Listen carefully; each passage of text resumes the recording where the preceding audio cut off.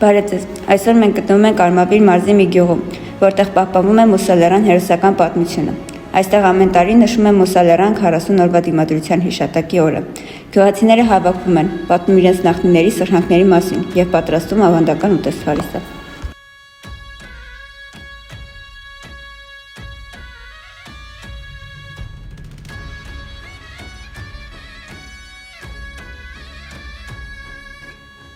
«1915 թվականին, երբ Օսմանյան կասությունում սկսեցին հայերի կոտորածները, մուսալերան բնակիչները որոշեցին չհանձնվել եւ 40 օր շարունակ դիմադրեցին թուրքական զորքերին։ Այդ հերոսական պայքարը դարձավ ամբողջ հայ ժողովրդի տոկունության եւ ազատության խորհրդանիշը։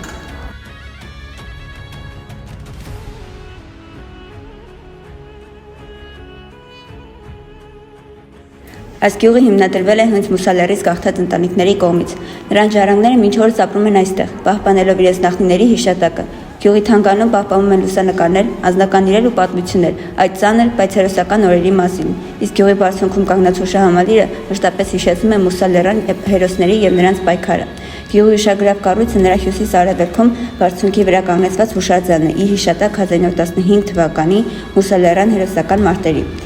Գյուղում գտնվում է նաև Սուրբ Ամենափրկիչ եկեղեցին։ Բնակչության մի մասը հայրենադարձել է Լիբանանից, Սիրիայից, Եգիպտոսից եւ Կիլիկիայի մուսալերը գյուղերից 1946 թվականին։ Մուսալեր գյուղի պատմական կոթողներից մեկն է նաև հուշարձանը, որը նվիրված է մուսալերան հերոսամարտին։ Կառուցվել է Հայաստանի եւ Սփյուռքի մուսալերցիների նյութական միջոցներով եւ անմիջական մասնակցությամբ։ Անհարի կամրոց հիշեցնող կոթողը խորհրդանշում է մուսալերան հերոսամարտի մասնակիցների համար ու անկոտրում կամքը, ազատագրական ոգին, առնականությունն ու արիությունը։ Հուշակոթողի կողքին բժի ստորոտում հանգրվանում են նաև արցախյան ազատամարտում զոհված մուսալերցիների շիրիմներ։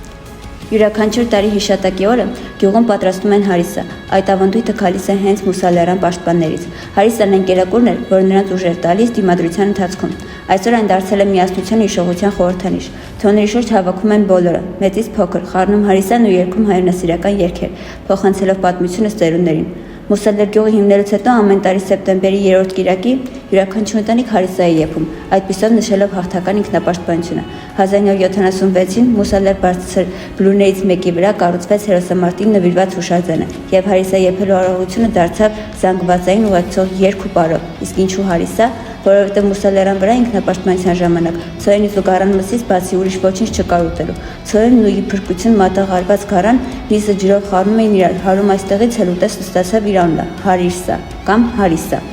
Ու թող կորչի այն թուրքական ազգային ճաշատեսակ ճանաչված ՅՈՒՆԵՍԿՕ-ն։ Հարիսան եփելու իրավունք ունեն միայն 14 մուսալերցի ընտանիքներ։ Այդ իրավունքը ժառանգաբար անցնում է հորից որդուն։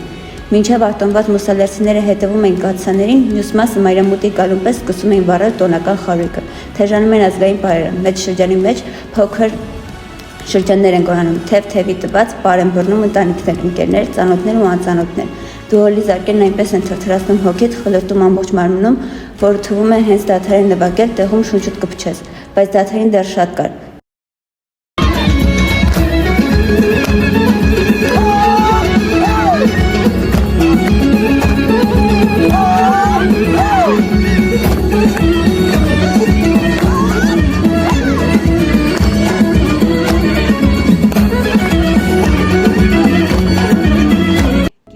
Շուրջ 2-3 օղակ կազմած պատանիներն ու երիտասարդները կիթառի հնչյուններից չբաժանվեցին մինչև լույս։ Առավոտյան մինչև տակ-տակ հարիսան 98 կաթսաներից կդատարկեին ամանների մեջ, հուշակոթողի մոտ վերսկսեցին ազգային պարերը։ Հավաքվեց հարիսայի ախորժակ պահած ամբողը, մուսալերցիներ, հարակից գյուղերի բնակիչներ ու պարզապես հարիսայի սիրահարներ։ Շրջակա տարածքում ասեղ գցելու տեղ չկար, երբ մարդկանց շարքերը ճեղքելով կաթսաներին մոտեցավ քահանան ու ողորմեց մատաղը։ Միայն դրանից հետո հարիսան սկսեցին բաժանել։ Ափսեները ձեռքին մարդիկ հարմար տեղավորվեցին մոտակայքում, սկսեց իսկական կերուխումը։ 1 ժամ անց հարիսան վերջացել էր կուշտ ու գոհ ժողովուրդը բռնել տան ճամփան, իսկ պատմական կերակուրը պատրաստած մուսալերցիները կարգի էին բերում կաթսաները, ի պահ դնելով մինչև հաջորդ տարի։ Մուսալերան 40 օրը միայն պատմություն չէ, դա հիշեցնում է, որ միասնությունն ու հավատքը կարող են հաղթահարել